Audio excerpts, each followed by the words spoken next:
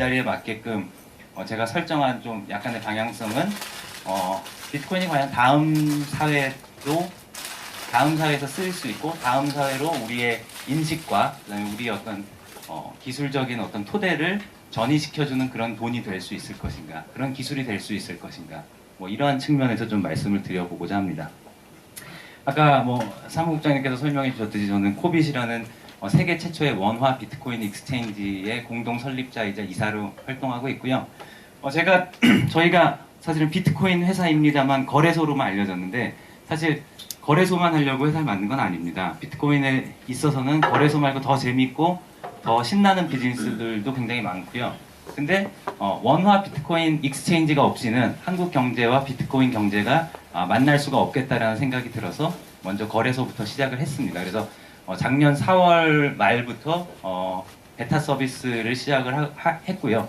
아직도 베타 딱지를 붙이고 있지만 사실 굉장히 많은 좀 저희가 노력을 해서 조금씩 발전시켜 와서 이제 세계에서 가장 빠른 비트코인 거래소 그러니까 그 피아트 머니와 이 비트코인 간의 익스체인지 그 속도가 가장 빠른 그런 시스템으로 지금 운영 중에 있습니다. 여전히 부족한 점은 많고요. 예, 그리고 이제 책을 냈고요. 근데 사실 제가 책을 내고 저희가 사업을 시작하고 그 이후에도 이제 아름아름 비트코인에 대해서 많이들 알게 되셨지만 사실은 저희의 노력보다는 이제 외신을 통해서 들어오는 비트코인 관련한 기존 금융계 거물들 그 유명한 그러니까 거대 헤지펀드의 이제 최고 투자 책임자나 아니면 산업계 리처드 브랜슨 씨 같은 거물들이 비트코인 굉장히 주목할 만하다. 비트코인에 주목하고 있다. 이런 외신들이 나오면서 사실 관심이 높아졌습니다. 그리고 결정적으로 이제 미국 상원에서 있었던 청문회를 앞두고 벤 버냉키 미 연준 의장이 상원에 보낸 서한에서 비트코인이 굉장히 프라미싱하다. 결제 수단으로서 굉장히 저비용 고효율이고 문제점들이 있지만 그 문제점들을 잘 해결해 나간다면 굉장히 장래가 밝다. 이런 발언들이 알려지게 되면서 사실 저희도 예상하지 못했는데 금융권을 중심으로 해서 엄청난 이제 폭발적인 관심이 이어지게 됐습니다. 그래서 사실은 제가 그동안에 다닌 강연 중에도 제일 많은 게 금융권에서 온 비트코인 강연 요청이었어요. 예. 그래서 벤 버냉키 의장이 진짜 세계 금융계의 교황이 맞구나 이런 것들을 제가 다시 한번 느꼈습니다. 저희가 아무리 말해도 별로 잘 안 먹혔는데 저희 한번 한마디 하니까 거의 한국 사회가 거의 비트코인 가지고 네이버 실시간 검색에 몇 번이나 오르락 내리락 거리고 그런 위력이 있구나라는 걸 느꼈고요. 근데 여전히 비트코인에 대해서는 조금 오해가 많은 것 같아요. 그러니까 알려진 것들이 너무 급속도로 저런 유명한 인사들의 단편적인 발언을 통해서만 알려지다 보니까 비트코인에 대한 관심이 뜨거웠지만 제대로 비트코인에 대해서 접근하지 못하고 있다라는 증거들을 제가 많이 발견하게 됩니다. 대표적으로 이제 몇몇 기사들을 보면 숫자 0과 1로만 형성된 디지털 신호의 값이 금값이 됐다. 이런 식의 인식을 하고 계세요. 그래서 과연 비트코인이 숫자 0과 1로만 된 디지털 신호 값에 불과한데 그것을 사람들이 어떤 광기에 휩싸여서 금값처럼 사고 파는 건가? 어떤 폰지 스킴이라고 하죠. 그런 피라미드 금융기법에 따라서 저게 금값이 된 건가? 이런 것들 우리가 한번 생각해 볼 수 있을 것 같고요. 그 다음에 저 밑에 기사에서 보듯이 과연 펀더멘털이 없는가? 튤립 버블에 많이 비견이 되는데요. 과연 튤립 구근처럼 아무런 내재 가치라든지 수익 창출 능력 이런 것들을 갖지 못한 그런 허구에 가까운 건가? 이런 것들을 우리가 한번 생각해 봐야 될 거라고 생각을 합니다.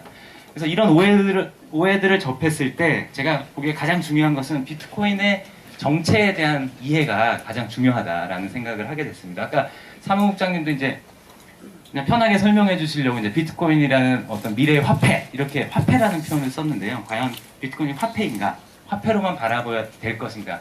이것부터 우리가 한번 짚어봐야 될 것 같습니다. 저희는 우선 비트코인이 화폐이기 이전에 글로벌 단위의 지불 네트워크라고 생각을 합니다. 화폐이기 이전에 그런 지불 네트워크가 이게 계속 뜨네요. 원래 와이파이 연결이 와이파이를 끄고 하세요. 그런 방법이 있었군요. 네. 고맙습니다. 네. 기존의 비자나 페이팔 같은 그 유사한 글로벌 단위의 지불 네트워크가 전자적인 지불 네트워크가 존재했었습니다. 그리고 뭐 글로벌 단위는 아니지만 싸이월드 같은 사이버 머니도 있었고 게임에서 쓰이는 머니들도 있었죠. 근데 비트코인 역시 그런 지불 네트워크입니다. 근데 다른 점은 페이팔은 이베이의 소유고 그리고 비자의 네트워크는 비자카드라는 회사의 소유죠.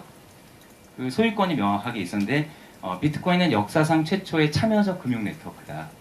글로벌 그 커버리지를 갖는 그런 참여형 지불 네트워크다라는 특징이 있습니다. 그래서 구조 또한 중앙 집중적이지 않고 분권적이고 그런 P2P 기술적으로도 그렇게 구현이 돼 있다. 그런 지불 네트워크다. 이런 차이점이 있을 것 같고요. 두 번째가 화폐인데요. 그러니까 앞서 말씀드린 유사한 국제적 지불 네트워크에는 거기서 통용되는 화폐는 뭐 달러라든지 엔이라든지 유로라든지 원이라든지 이런 기존 국가 화폐들이 거기서 통용이 됐었습니다. 그런 것들을 이제 전자적 신호로 해가지고 이제 통용을 시켰는데, 그러니까 그런 본원 통화에 기대해서 이제 전자화폐가 나온 거죠. 근데 비트코인 이 수평적인 네트워크에서는 비트코인이라는 글로벌 단일 화폐이자 독자 화폐가 쓰입니다. 그러면서 여기서 이제 어떤 착시라든지 어떤 이제 비트코인이 화폐야? 막 이런 식의 화폐로만 바라보는 것들이 관점들이 생겨나게 되는 것이죠.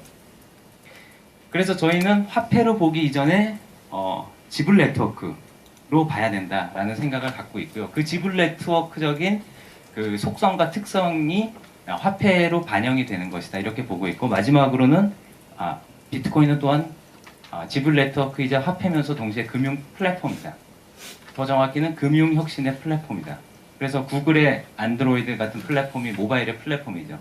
뭐 아이폰, 애플의 iOS가 역시 그런 플랫폼이어서 그 플랫폼 위에 수많은 애플리케이션들이 애드온 됩니다. 마찬가지로 비트코인의 소스 코드를 들여다보면 앞으로 수많은 금융 관련 애플리케이션들이 여기에 쉽게 얹어질 수 있는 가능성들이 있고 이미 그런 애플리케이션들이 만들어지고 있습니다. 그래서 비트코인의 성격을 플랫폼으로 봐도 될 것 같습니다. 그래서 그 세 가지 특징을 지니고 있고요. 단순히 화폐가 아니라 이런 세 가지 특징을 지니는 복합체로서 비트코인을 이해했을 때 좀 올바르게 접근할 수 있다 생각이 되고 있고요. 그러면 왜 비트코인이 이렇게 사람들의 지지를 받거나 혹은 사람들의 저주를 받거나 이렇게 극단적인 반응을 이끌고 있는가를 살펴보겠는데요. 역시 그 세 가지 제가 말씀드린 방향성에 입각해서 좀 보도록 하겠습니다. 지불 네트워크 차원에서는 일단 수수료가 굉장히 저렴합니다. 벤 버냉키 의장이 저비용 고효율이다라고 이야기했듯이 수수료가 거의 0에 수렴하고요. 아프리카로 1억 원어치의 비트코인을 보내도 한 100원 정도의 팁만 내면 바로 가고요. 그리고 제가 뭐 지금 앞자리에 계신 뭐 이분한테 한 10,000원 정도로 보내도 한 100원 정도의 팁만 내면 갑니다. 그래서 수수료가 굉장히 낮은데 이건 이따 말씀드리겠지만 이 비트코인의 기술적인 구조가 P2P이기 때문에 수평적이고 분권적이기 때문에 그렇습니다. 그리고 속도가 굉장히 빠릅니다. 우리가 보통 뭐 일본이나 미국에 돈을 보내도 하루 이틀 정도가 걸리는데요. 비트코인은 이거 역시 구조적으로 그런 P2P이기 때문에 가능한 건데 바로 그냥 돈이 가는 거죠. 실시간으로. 그래서 속도가 빠르고, 근데 아무리 수수료가 저비용이고 속도가 빨라도 이것을 믿을 수 없다면 안 썼겠죠. 그래서 처음에 안 쓴 사람들이 많았는데 점점 여러 검증과 토론을 거치면서 이것이 신뢰할 만한 기술적인 어떤 토대를 갖고 있다라는 어떤 그런 공감대가 형성이 됩니다. 그래서 여러분도 느끼셨겠지만 처음에는 비트코인에 대한 해킹에 대한 경고 기사들이 굉장히 많았고, 거기서는 비트코인 자체가 마치 해킹되고 있다는 듯한 뉘앙스의 잘못된 정보들이 많았는데 최근에는 그런 것들이 많이 사라졌죠. 근데 미국이나 유럽에서도 마찬가지입니다. 그래서 비트코인 관련 서비스들이나 개인들의 PC가 해킹돼서 비트코인이 사라진 적은 있지만 비트코인 프로토콜 자체가 해킹된 적은 한 번도 없다라는 것들이 알려지면서 지불 네트워크로서 사람들이 굉장히 매력을 느끼게 되는 겁니다. 두 번째로 화폐적으로 보면요. 제가 아까도 말씀드렸지만 글로벌 단일화폐입니다. 최초겠죠, 거의. 아시다시피 글로벌 단일화폐는 인터넷 산업이 발전하면서 굉장히 수건과도 같은 어떤 희망사항이었죠. 글로벌 단일화폐가 없기 때문에 인터넷 사업을 하는 사람들이 사실 인터넷이 가져오는 국경을 뛰어넘는 어떤 그 상거래와 어떤 정보의 교환, 뭐 비즈니스 이런 것들의 이점의 한 절반뿐이 그 혜택을 누리지 못했습니다. 근데 비트코인은 글로벌 단일 화폐죠. 그리고 우리가 기존 화폐들이 지금 많은 그 금융 시스템의 문제점을 낳고 있는데 그것의 핵심이 되는 것들이 바로 그 화폐를 마구 발행을 하면서 거기에 따른 인플레이션, 거기에 따른 어떤 부의 불균등한 분배 뭐 이런 것들이 문제가 됐는데 비트코인은 희소성을 지니는 화폐입니다. 그래서 알고리즘적으로 발행량이 정해져 있고 2145년까지 2100만 비트코인만 발행하겠다라고 정해져 있고 여태까지 그 약속대로 계속 발행이 이루어지고 있습니다. 그래서 우리가 충분히 예견할 수 있고 예측 가능한 발행이 이루어지면서 발행량이 제한되어 있기 때문에 비트코인에서는 그런 기존 화폐의 그런 무분별한 발행과 남발로 인한 문제점들이 있지 않을 거다라는 믿음이 생겨나게 된 것이죠. 세 번째로 금융 플랫폼적으로 보면 일단 이게 어느 회사의 소유가 아니기 때문에 장벽 하나가 굉장히 없는 거나 마찬가지입니다. 그래서 저희 회사처럼 누구나 비트코인 이 오픈 소스로 공개된 이 비트코인 프로토콜을 잘 이해하고 활용해서 이 비트코인과 이용자 사이의 인터페이스를 잘 만드는 애플리케이션을 잘 만드는 회사는 시장에서 많은 성공을 거두겠죠. 많은 사용자들이 그 회사에 이용을 할 것이고 그 다음에 그 회사에 지불을 할 겁니다. 정당한 대가를. 그런 개방성과 확장성을 지니고 있고요. 코드 자체도 저는 뭐 개발자는 아니지만 그 코드를 유심히 들여다본 개발자들에 따르면 굉장히 유연하고 확장적이다. 뭐 이렇게 얘기가 그런 어떤 보통 그렇게들 많이 이야기들을 하고 있습니다. 그래서 비트코인이 금융 플랫폼으로서 앞으로 발전할 가능성이 굉장히 높다. 이 부분에 대해서는 제가 뒤에 조금 더 설명을 드리도록 하겠습니다. 그러다 보니까 이제 이 프레드 윌슨 씨죠. 예, 미국의 이제 그 소셜 네트워크 서비스에 초기 투자해갖고 돈을 굉장히 많이 벌고 명성도 많이 얻으신 유니언 스퀘어 벤처의 파트너인데 이 양반이 한 소셜 네트워크 서비스들에 투자해서 성공을 엄청나게 거둔 다음에 2년 동안 투자를 쉬다가 왜 쉬냐 물어보면 나는 넥스트 빅띵을 찾고 있다. 근데 2년 동안 쉬다가 다시 투자를 재개한 게 비트코인 관련 코인베이스라는 회사에 투자를 시작하면서였습니다. 그러면서 이제 내가 왜 비트코인에 투자했는가를 밝히고 있는데 이 양반이 밝히고 있는 것들은 비트코인이 단순한 화폐나 금융 서비스가 아니라 프로토콜이다. 인터넷과 같은 프로토콜이고 이메일을 가능케 했던 SMTP 같은 프로토콜이다. 비트코인이 앞으로 금융의 프로토콜이 될 가능성이 크다. 그래서 실제로 프레드 윌슨 씨는 비트코인 자체, 화폐로서의 비트코인은 전혀 투자를 안 하고 있습니다. 그 시세 차익에 따른 어떤 금전적인 리턴은 전혀 투자 안 하고 있고요. 오직 비트코인 관련 회사들에만 투자를 하고 있습니다. 그거는 이분이 비트코인의 기술로 이해하기 때문이죠. Y 컴비네이터의 폴 그레이엄 같은 경우는 이렇게 이야기하는데 비트코인, 그러니까 폴 그레이엄도 마찬가지고 며칠 전에 이제 우리가 외신을 통해서 봤던 이제 그 넷스케이프의 창업자이죠. 마크 앤드리슨 같은 경우도 비트코인이 마이크로 컴퓨터가 등장하던 때를 연상케 한다. 처음에 해커들이 좋아했고 그들의 장난감 같았는데 점점 일반인들로 퍼져나가는 양상이 항상 그랬던 인터넷이나 마이크로 컴퓨터가 등장하던 때와 유사하다. 뭐 이렇게 보고 있습니다. 그래서 Y 컴비네이터도 비트코인에 대한 투자와 육성을 많이 하고 있습니다. 우리가 그렇게 본다면 아까 처음에 제가 보여드렸던 기사들이 약간은 좀 비트코인에 대한 좀 올바른 접근은 아닐 수도 있겠다라는 생각을 갖게 합니다. 단순히 펀더멘탈이 전혀 없는 그런 숫자 0과 1의 디지털 기호에 불과한 화폐인가? 그런 사람들의 맹신에 의해서 이게 붐업된 그런 존재인가라는 것들은 우리가 조금 이제 가우뚱하게 이제 볼 수 있을 것 같고요. 그래서 이제 실제적으로 좀 살펴보면 페이팔이 98년도에 만들어져서 2002년도 4년 만에 이베이에 인수됐을 때 시가총액이 한 1.5 빌리언 정도 됐습니다. 근데 우연인지 몰라도 비트코인이 나와서 딱 4년 됐을 때 발행된 비트코인의 시장 총액이 한 1.5 빌리언 정도 됐습니다. 그게 한 올해 4월달 정도, 5월달, 6월달 뭐 이때 얘기였고요. 지금은 그거보다 한 10배 정도 더 성장을 했죠. 비자 카드의 마켓 캐피탈은 이제 그 130억 불 정도 됩니다. 그래서 비트코인은 지금 한 10 빌리언 정도 되는데요. 한 10배 차이 정도 나고 있죠. 그래서 비트코인은 누구의 소유물도 아니지만 유사한 성격을 지니는 이들 글로벌 지불 네트워크들의 시가총액이 이 정도가 된다면 비트코인 자체는 주식을 발행하지 않고 누구의 소유도 아니지만 그 비트코인을 쓸 수 있는 화폐로서의 비트코인의 시장 총액이 저 사이에 있는 게 과연 그렇게 이해할 수 없는 일인가? 뭐 우리가 이런 생각을 한번 해볼 수 있을 것 같습니다. 그리고 비트코인이 앞으로 파괴할 수 있는 시장들을 생각해 보면 얘기가 좀 더 달라집니다. 예컨대 이주자 송금 시장 세계은행에서 밝히고 있기로 이주자들이 이제 해외에 나가서 벌어들여서 자기 고국으로 보내는 돈이 연간 570조 원 정도 된다고 합니다. 그리고 점점 라이프 스타일이 해외 이주가 늘어나고 있기 때문에 이것이 연간 한 5%, 6% 정도씩 성장하고 있는데요. 그 웨스턴 유니언이나 기존 금융기관들이 여기서 많은 수수료들을 받고 있죠. 근데 굉장히 아까 말씀드린 대로 비싸고 오래 걸립니다. 그래서 이 이주자 송금 시장에서 벌써 비트코인이 아프리카나 금융 인프라가 낙후된 데서 벌써 많은 역할들을 하고 있고요. 앞으로 이 시장을 비트코인이 많이 깰 수 있을 것이다. 그러면 이주자들이 송금하는데 지금 하는 것의 한 1% 정도만 비트코인으로 해도 새로 5.7조 원의 비트코인의 쓰임새가 생겨나게 되는 겁니다.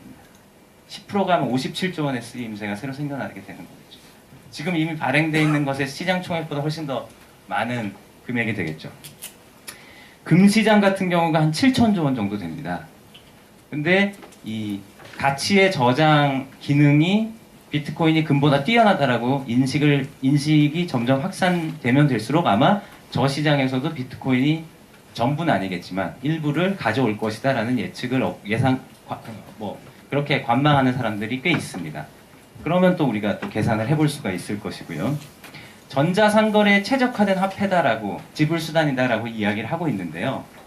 그러니까 이미 존재하고 있는 전자상거래 시장이 한 연간 1,100조 원 정도 되는데 과연 이 중에 1%? 그러면은 얼마죠? 11조 원인가요? 네. 뭐 그런 정도 규모의 비트코인의 새로운 수임새가 또 생겨날 수가 있게 되는 거겠죠.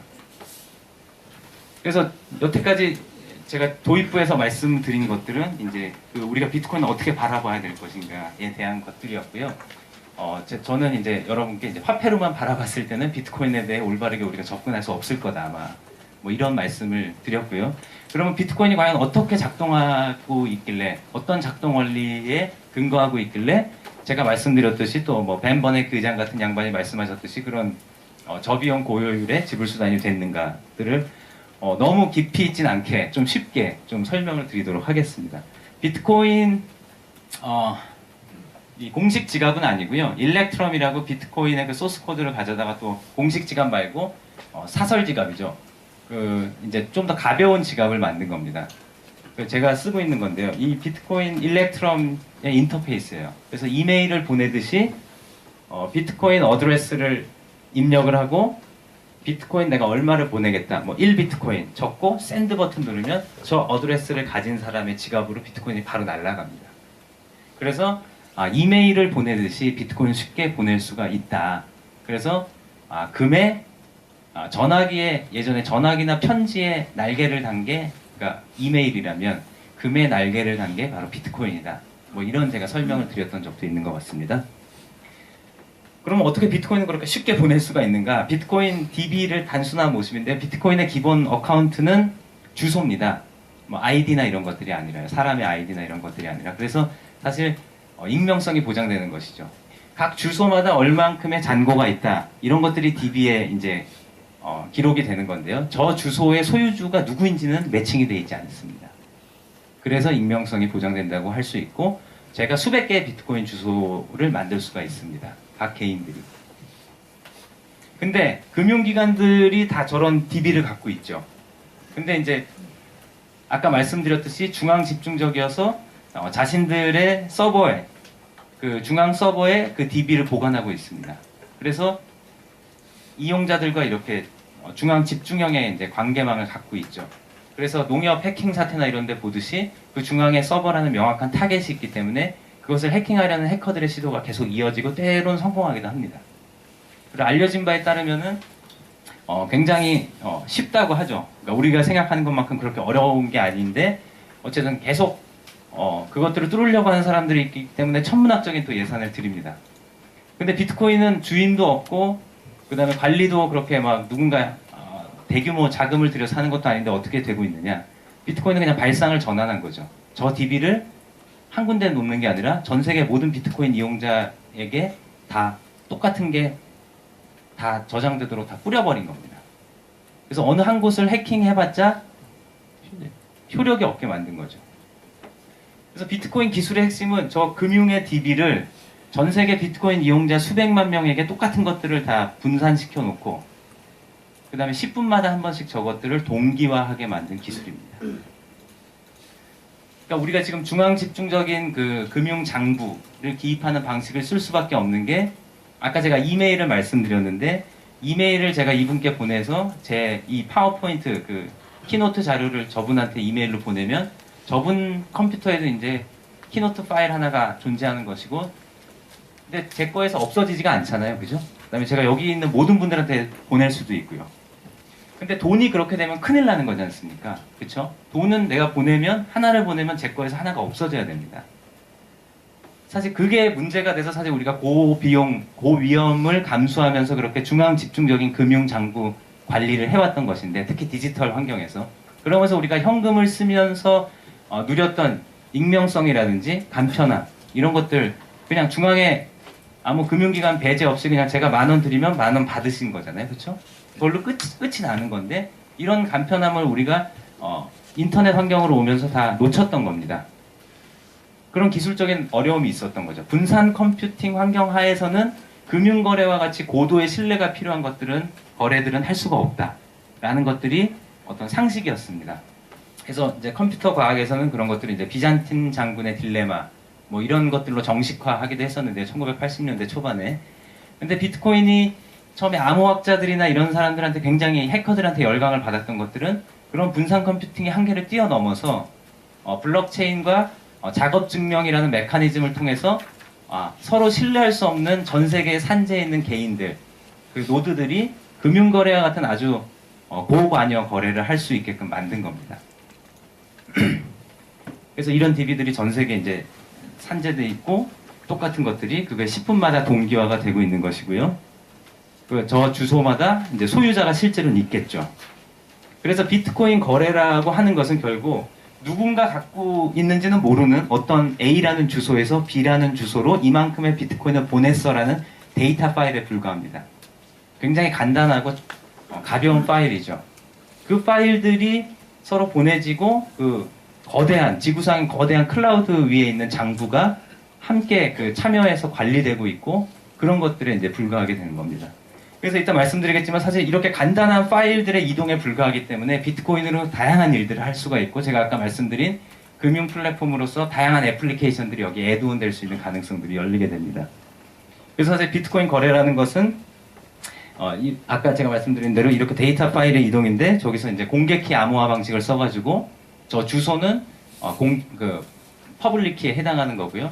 저 거래가 이루어지기 위해서는 자신만이 알고 있는 프라이빗 키로 사인을 하게 되는 디지털 사인을 서명을 하게 되는 그런 과정을 통해서 거래가 이루어지는 겁니다.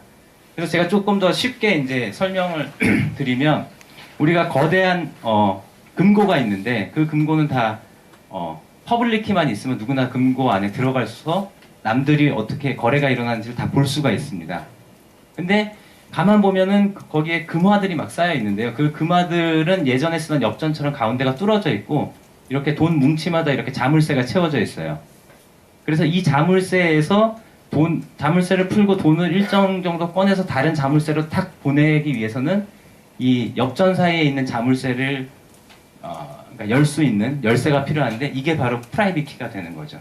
근데 퍼블릭 키만 갖고 있으면 이것들을 다 볼 수가 있습니다.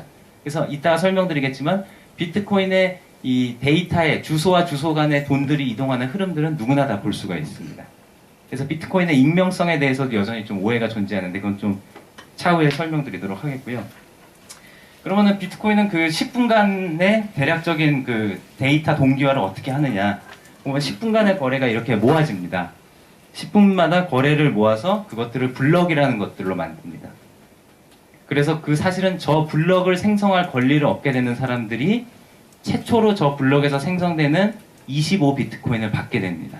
그리고 저 일에 나서는 사람들, 그러니까 참여적 공증자라고 불리는 저 사람들을 우리가 마이너라고 부릅니다. 예전에 금강에서 금을 캐던 사람들처럼 디지털 금을 캐는 사람들, 그래서 마이너라고 부르고 있고요. 저 블럭을 생성하기 위한 작업이 바로 채굴 작업입니다. 그래서 처음 4년간은 저 사람들이 10분마다 누군가 성공을 했을 때 50비트코인을 인센티브로 줬고요. 지금은 두 번째 4년에 해당하기 때문에 25비트코인, 이렇게 4년마다 한 번씩 저 인센티브가 반감이 되게 설계가 되어 있습니다. 그러면서 이제 발행량이 점점 줄어서 0이 되게 되는 거죠. 2145년에.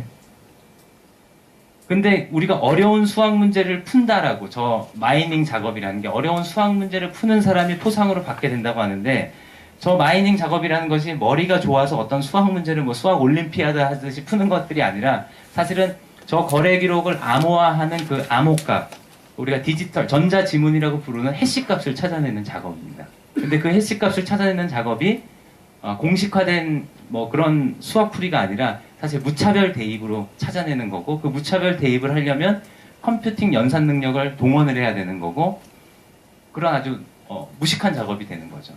그래서 저기에 참여하려는 사람은 컴퓨터 연산 능력을 동원을 해야 되고, 왜 그렇게 만들었냐면은 그 사람들이 이 네트워크에 충성도가 있는지, 저걸 해치려는 사람들인지를 증명하게 만드는 것이고, 또 어떤 한 그룹이나 집단이 저 과정을 독점하지 못하게, 어떤 굉장히 머리 좋은 집단이라든지, 어떤 굉장히 장비가 남들보다 훨씬 더 앞선 뭐 장비를 갖고 있는 어떤 자신들만이 가진 그런 사람들이 저걸 독점하지 못하게끔 그렇게 좀 무식하게 만들어 놓은 거죠.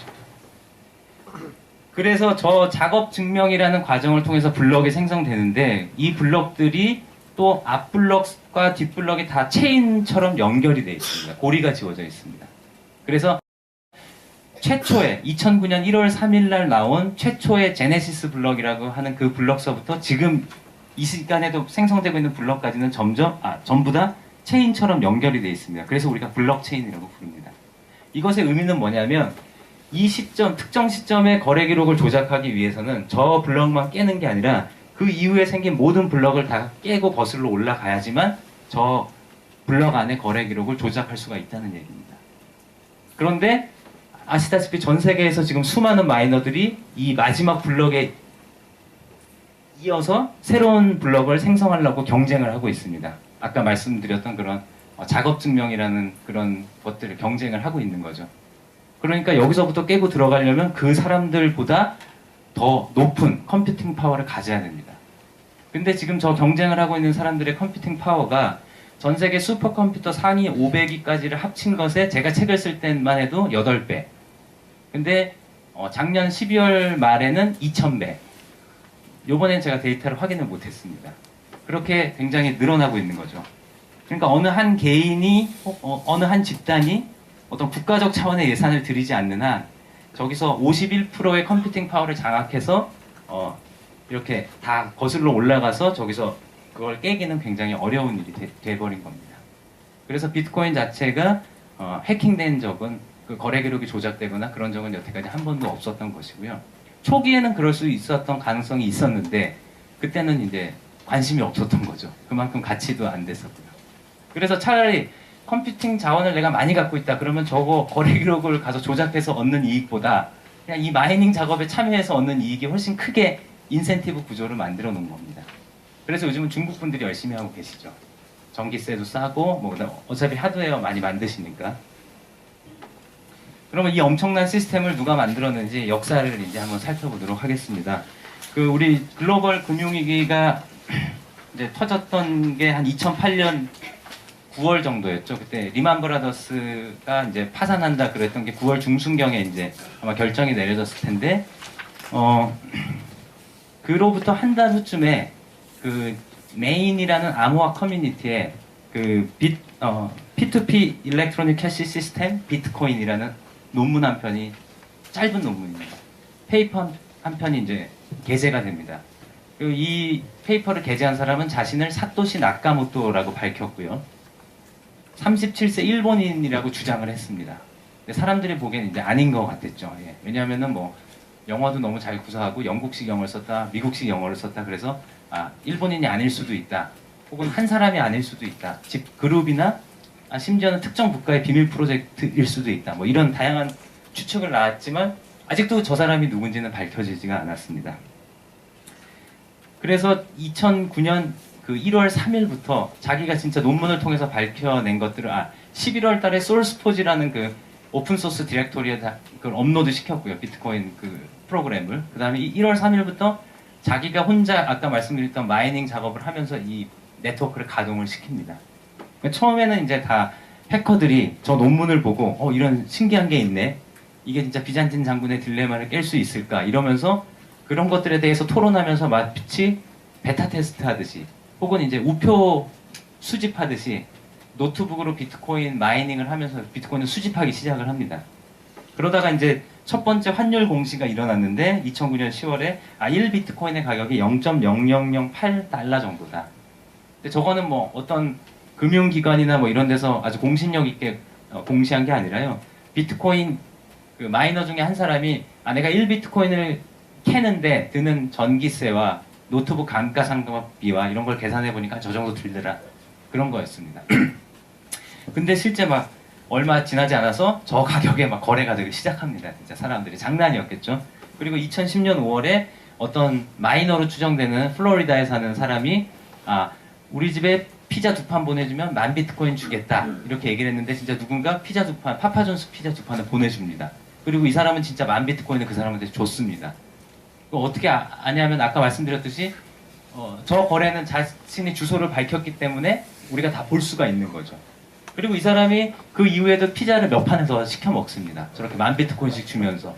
근데 한 석 달 지나니까 저게 막 500달러가 되는 거고 몇 달 지나니까 10,000달러가 되는 거고 그래서 저 글은 이제 일종의 성지가 돼가지고 이제는 3,000달러가 됐네요. 막 피자 2판 가격이 막 이렇게 됐는데 지금은 한 90억 정도 되는 거죠.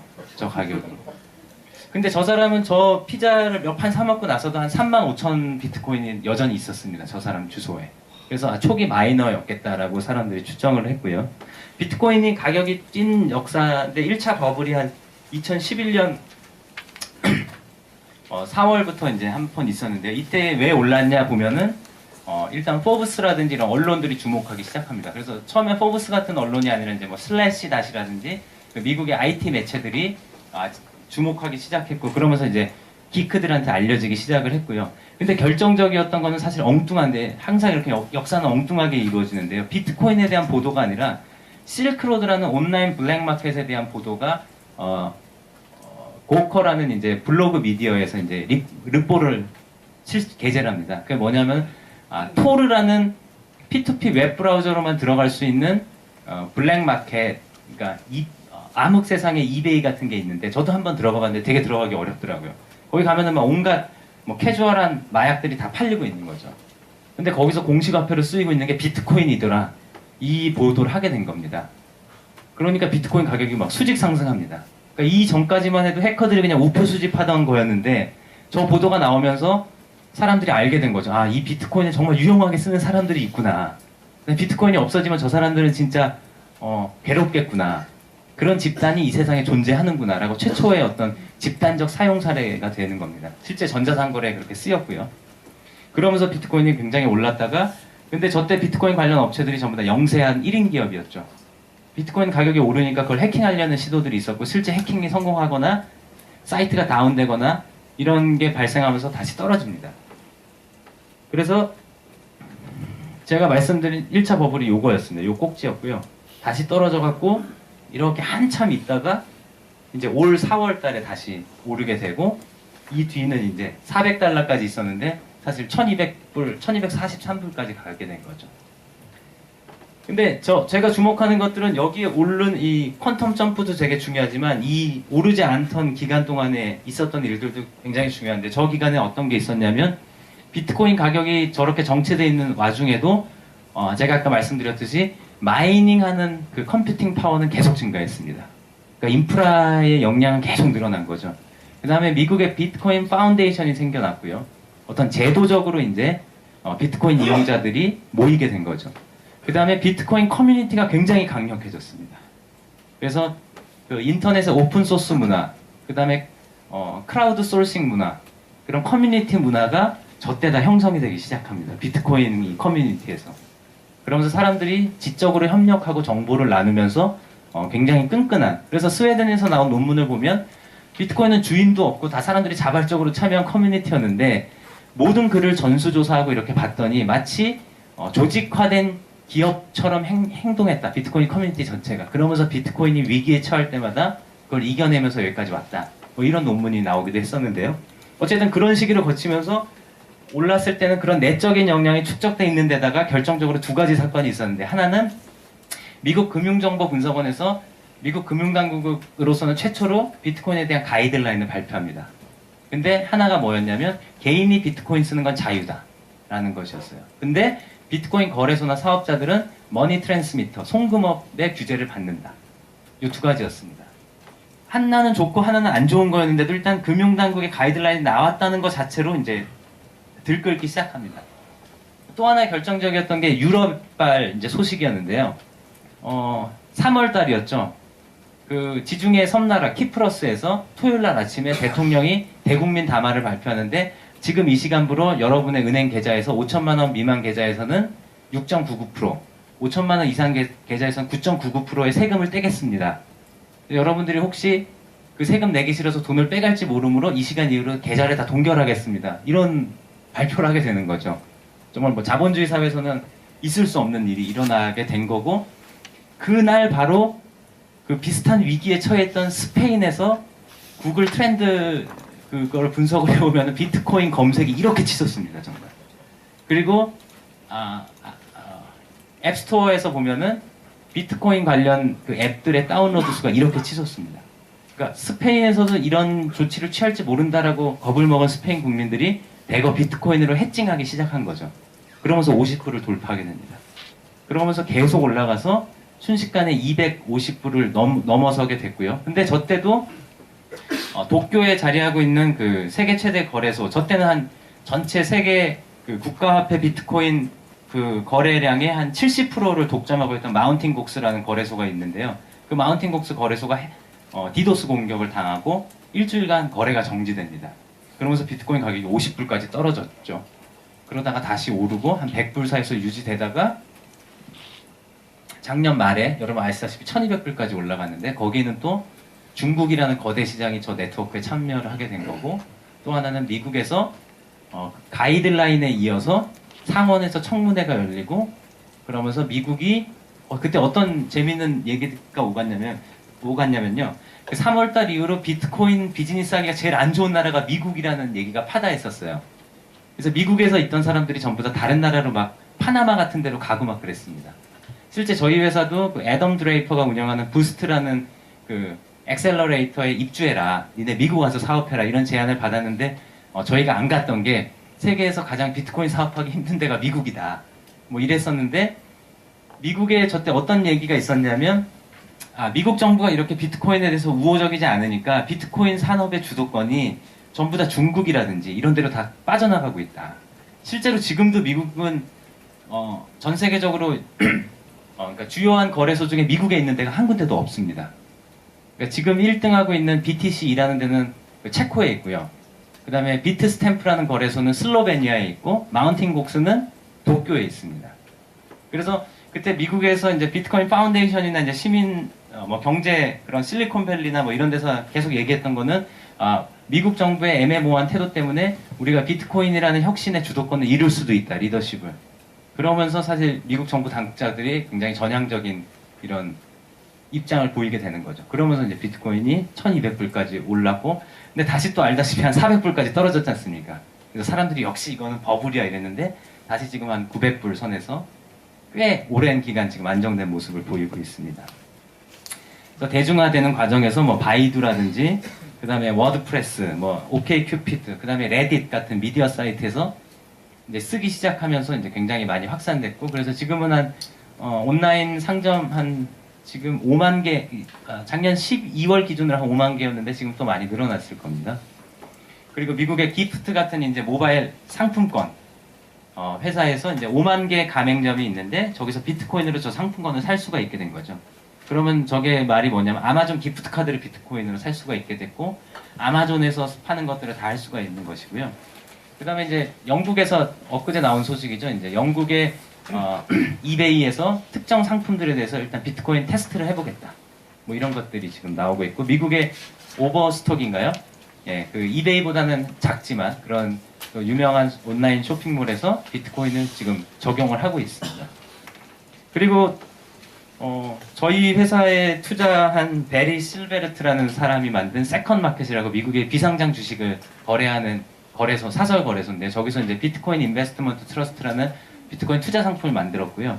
거기에 이제 피델리티 같은 회사들의 퇴직자 연금이 저기에 이제 투자를 하면서 또 화제를 불러일으키기도 했습니다. 그리고 페이스북의 저커버그랑 이제 소송해서 막 그 돈 배상금 받아낸 이제 그 윙클보스 쌍둥이 형제가 비트코인 관련 ETF 상품을 지금 뉴욕 증시에 파일링 작업 중에 있고요. 그리고 뭐 여러분 보도에 보셨듯이 ATM 같은 것들이 막 캐나다 시작으로 해갖고 핀란드 그다음에 뭐 여러 나라 싱가포르 이런 나라들에 지금 생겨나고 있고요. 그래서 현재는 1200만 비트코인 정도가 발행이 돼 있고요. 앞으로 130년간 900만 비트코인이 더 발행이 되고 발행이 끝나게 돼 있습니다. 그리고 질문들을 많이 하시는데 뭐 제 노트북에 있다가 백업을 안 해놨다가 이 노트북을 버려가지고 뭐 영국에서 그런 일이 있었죠. 실제 그 난지도 우리 예전 난지도 같은 쓰레기장에서 막 어떤 영국 남자가 비명 지르면서 막 자기 노트북 찾아 헤매고 있는 그런 비트코인 다 없어지는 겁니다. 그냥. 그렇기 때문에 실제 2100만보다 훨씬 적은 비트코인이 앞으로 유통될 가능성도 있고요. 그래서 지금 뭐 한 10조 원 상당, 그 다음에 일일 송금량 뭐 달라지긴 하지만 저렇고 환전량도 한 500억 원 했고 한국도 12월 달에는 한 하루 평균 5억 원 정도의 비트코인 한화 거래가 있었고요. 5억 원에 상당하는. 지금은 한 뭐 3억 원 이 정도로 12월의 열기에는 못 미치고 있습니다만 한국에도 비트코인 이코노미가 생겨난 겁니다. 11월 25일 날 100만 원 정도 이제 달성을 했는데 뭐 한 150만 원까지 올라갔다가 지금은 한 90만 원대에 안정적으로 거래가 되고 있고요. 이것도 많이 바뀌었는데요. 그러니까 처음에는 달러화가 압도적이었고 유로화가 2위였는데 중국이 무섭게 치고 와서 사실은 중국 정부의 이번에 그 발언이 있기 전까지는 달러 위안화가 똑같았습니다. 45%씩. 나머지 통화가 10%. 이렇게 됐는데 중국 정부가 그렇게 태클을 거니까 위안화가 위축되는 모습을 보였는데 제가 그때도 언론에 말씀드린 게 중국인들이 공식적으로는 그렇게 하고 있는데 비공식적으로는 다 거래를 하고 있다. 그랬는데 역시나 진짜 비공식적으로 다 거래를 하고 있었습니다. 그래서 지금 춘절 앞두고 중국 정부에서 또 입장을 발표할 텐데 중국 정부 지금 금융권에서 나오고 있는 정보를 보면은 중국 정부가 한번 이렇게 비트코인이 너무 우려가 돼서 이렇게 액션을 취해봤는데 취해봤자 이게 풍선 효과처럼 다 달러로 변환돼서 또 막 거래하거나 아니면 맨투맨으로 거래하는 게 있기 때문에 더 이상은 규제하지 않는 것으로 아마 춘절 전에 입장을 발표할 것 같습니다. 그리고 이제 아까 말씀드렸듯이 비트코인이 화폐이기 전에 기술이기 때문에 비트코인 경제를 둘러싸고 다양한 회사들이 생태계를 이제 형성을 해 나가고 있고요. 근데 물론 이제 이게 화폐 모양새를 하고 있기 때문에 처음에는 이제 금융 관련한 섹터들에서 먼저 거래소라든지 웹지갑 이런 것들이 발전하고 있는데 점점점 다양한 영역으로 그것들이 확산되는 모습들을 보이고 있습니다. 이제 다음으로 제가 아까 말씀드렸듯이 비트코인이 지금 화폐 가격이 막 치솟고 있는 이런 걸로만 알려져 있는데 제가 아까 말씀드렸듯이 비트코인은 사실은 지구상의 거대한 클라우드 상에 존재하는 사실은 여기 참여하는 사람들이 함께 관리하는 데이터베이스, 금융 데이터베이스입니다. 거래 장부인 거죠. 그리고 비트코인을 보낸다는 것은 사실은 제가 말씀드렸듯이 이 주소에서 저 주소로 얼마만큼의 비트코인을 보냈다라는 데이터 파일의 이동에 불과하고 그것이 중앙의 서버나 이런 걸 거치지 않기 때문에 다양한 방식으로 응용이 될 수가 있습니다. 그래서 이것들이 함의하는 바는 앞으로 금융의 양상이 달라질 수 있다는 것이고요. 제가 아까 말씀드렸는데 비트코인이 지금 깰 수 있는 시장이 이주자 송금 시장 연 570조 원, 보유 시장 7천조 원, 전자상거래 시장 1100조 원인데요. 이거 말고도 새롭게 비트코인이 만들어낼 수 있는 시장들이 무궁무진할 수 있다라는 겁니다. 물론 이 실험이 잘 된다면 이라는 가정하에서요. 그래서 조금 소개를 해드리면 돈 자체에서 에스크로 서비스가 가능해집니다. 그래서 지금은 에스크로 서비스를 할 때 어떻게 하죠? 우리 둘이 거래를 한다. 윤태환 씨랑 저랑 거래를 한다. 이러면은 여기 김병철 기자님 같은 분이 금융기관이 돼가지고 에스크로 서비스를 제공을 하는 거죠. 근데 이 에스크로 서비스 제공하는 기관이 그럴 리는 없겠지만 망하게 되면 어떻게 되죠? 이 에스크로는 존재할 수가 없게 됩니다. 에스크로의 신용 실패가의 리스크가 존재하는 거죠. 근데 비트코인은 어떻게 하냐면 이 돈을 중간에다가 띄울 수가 있어요. 지불할 수가 있어요. 제가 이분에게 물건을 사는데 이분한테 돈을 주지 않고 이 중간에 놓을 수가 있습니다. 그리고 이 에스크로 역할을 할 한 사람, 이 사람의 신용은 전혀 필요하지 않고요. 그냥 역할을 할 사람 한 사람을 정해서 3자 거래가 되는데 3명 중에 2명이 사인을 해야지 이분한테 돈이 갑니다. 3명 중에 2명이 사인을 안 하면 돈이 다시 저에게 오고요. 어떠한 경우에도 이분은 혼자 이 돈을 갖고 튈 수가 없습니다. 그래서 금융기관의 신용 실패를 리스크로 지지 않는 에스크로 거래. 그러면서도 이 두 사람이 모르는 사이에서 저분이 저한테 물건을 제대로 안 보냈을 때, 제가 저분한테 금괴를 샀는데 저분이 저한테 택배 보낸 거 보니까 안에 벽돌이 들었을 때, 제가 대처할 수 있는 것들을 돈 자체가 제공합니다. 그럼 전 사인 안 하겠죠. 그러면 저분한테도 제가 이렇다 사정이 이러면 저분도 사인을 안 하겠죠. 돈이 다시 저한테 옵니다. 저한테 사기친 이 윤태환 씨만 사인을 하겠죠. 한 사람, 3명 중에 한 사람만 사인하니까 돈이 저한테 오는 거고요. 근데 제가 금괴를 제대로 받아놓고도 사인을 안 하는 거예요. 저분은 보냈어요. 그럼 저분 사인하겠죠? 저분이 이 사람한테 얘기를 해요. 저분도 사인하겠죠. 사정을 들은 다음에. 둘이 사인하면은 제가 사인을 안 하더라도 이분한테 돈이 가게 돼 있습니다. 저런 것들을 응용을 하면 지금 우리가 크라우드 펀딩 같은 것들이 국회에서 우리나라에서도 법제화가 되고 있는데, 크라우드 펀딩, 저랑 같이 공동 창업한 유영석 대표가 사실은 한국 최초로 크라우드 펀딩 플랫폼을 오픈을 했던 그 이력이 있는데, 그때도 가장 힘들었던 게 뭐냐면 크라우드 펀딩은 매달 며칠까지 얼마의 금액이 모여야지 성립이 되는 거지 않습니까? 그게 안 되면 또 돈을 다 나눠줘야 됩니다. 이런 관리 비용이 너무 많이 드는 거죠. 근데 비트코인은 돈 자체에 크라우드 펀딩 기능을 넣을 수가 있어요. 그래서 몇 월, 며칠, 몇 시까지 이게 성사가 안 되면 다시 저한테 돈이 돌아오고, 성사가 되면 크라우드 펀딩 모금한 사람한테 가는 겁니다. 다. 이런 조건문을 달 수가 있습니다. 저런 걸 응용을 하면 제가 제 아이한테 온라인에서 쓸 수 있는, 점점점 이제 아이들도 온라인에서 그 돈을 쓸 일이 많게 되는데요. 용돈 비트코인 지갑을 줍니다. 근데 이거를 성인물을 보는데 이용하면 안 되잖아요. 그래서 부모와 아이가 같이 사인을 해야지만 지불이 되게 되는 부모 승인 지갑이라든지 이런 다양한 방식으로 응용이 될 수가 있습니다. 그리고 이제 뭐 크라우드 펀딩 외에도 이제 뭐 인터넷 라디오 같은 거 운영을 하는데, 그런 운영비 같은 것들로 비트코인, 그러니까 뭐 낙곰수 같은 라디오 방송이 있는데 하루에 100만 원 이상의 모금이 차면은 우리 라디오 방송 하겠다. 뭐 이런 것들을 걸고 이제 하는 비즈니스 모델들이 나올 수가 있는 거죠. 그래서 제가 내요. 근데 100만 원에 안 차서 라디오 방송이 안 해요. 그럼 다시 저한테 돈이 오는 거죠. 그러니까 누가 관리하거나 이런 리소스를 투입하지 않더라도 쉽게 저런 다양한 것들이 가능하고, 오픈소스 소프트웨어 개발비를 또 비트코인으로 거둘 수가 있는 거죠. 그 다음에 저희가 바꿀 거라고 예상하는 것 중에 가장 큰 게 소액 컨텐츠 시장입니다. 지금은 소액 컨텐츠를 제대로 빌링 시스템을 만들 수가 없고, 기존의 지불 수단들은 너무 비용이 많이 들기 때문에 소액 컨텐츠 시장이 크질 못했죠. 그래서 컨텐츠를 만든 사람들은 그것들을 뭐 네이버나 구글 같은 컨텐츠에 기대서 애드센스라든지 이런 식으로 노출 모델로밖에 이용을 못했습니다. 광고 모델로요. 근데 이제 비트코인이 보편화되면 제가 런던에 사는 블로거한테 500원의 팁을 줄 수가 있습니다. 아, 네 글이 내 보고서에 작성에 도움이 됐어. 이렇게요. 싸이 같은 경우야 이제 유튜브를 통해서 막 몇억 명한테 홍보를 한 다음에 그 인지도를 자산 삼아서 전 세계 순회 공연을 다니면서 돈을 싹 끌어모을 수가 있지 않습니까? 근데 이런 모델은 아무나 할 수 있는 게 아니죠. 인디밴드는 못하죠. 근데 인디밴드는 자기의 뮤직비디오나 이런 것들을 공개하고 팬들한테 비트코인으로 지구상 어디에 있든 500원씩 받을 수가 있는 거죠. 지금은 그렇게 못합니다. 왜냐? 소액 결제를 해주는 데가 없어요. 그렇게. 국내에서는 저희 뭐 핸드폰 결제 같은 거 있지만 수수료가 9%입니다. 소액 결제 모델에 어울리지가 않는 거죠. 그래서 새롭게 그 마이크로 컨텐츠 시장이 비트코인을 통해서 클 수가 있다.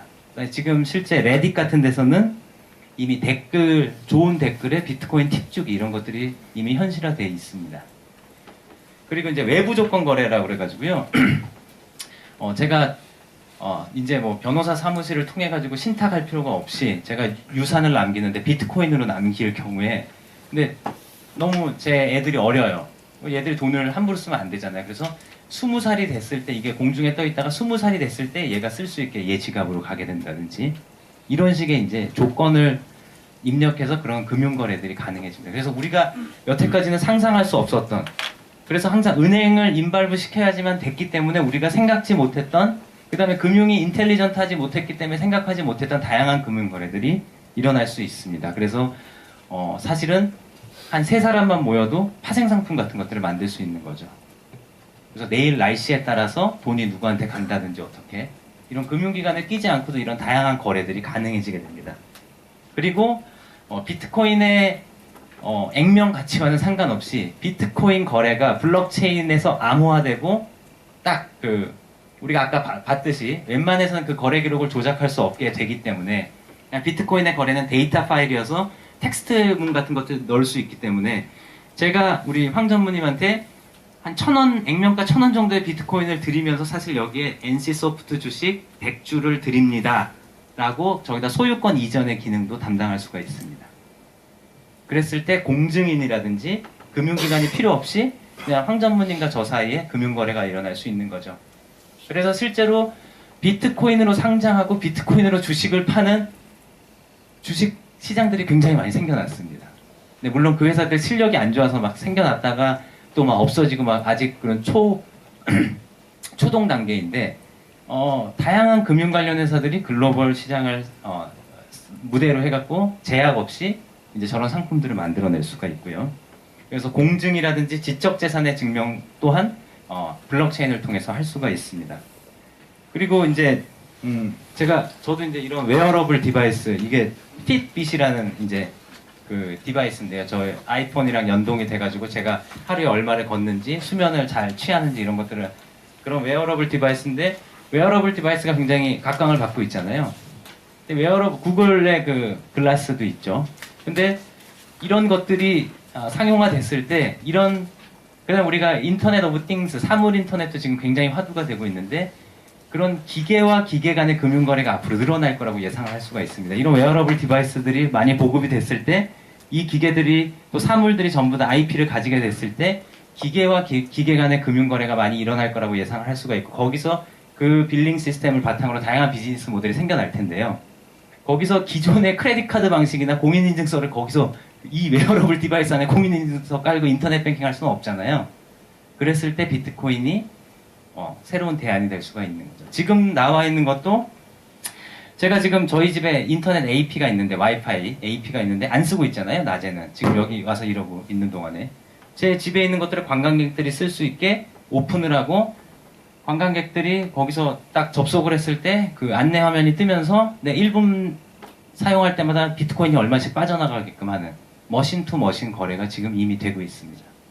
그리고 인터넷 오브 띵스 시대가 오면은 다양한 머신 투 머신 거래가 일어나겠죠. 그래서 지금 미국에서 장난처럼 얘기하고 있는 게 고속도로가 막혔을 때 차가 정체가 됐는데 제가 너무 바빠요. 그러면은 제 차가 앞차들한테 1,000원씩 주면 앞차들이 이렇게 비켜나가고 제가 고속도로를 질주하는 뭐 이런 것도 비트코인 세상에서는 가능하다.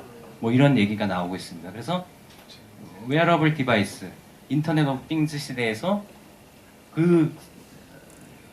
다 기기마다 공인인증서와 액티브엑스를 깔 수는 없지 않습니까?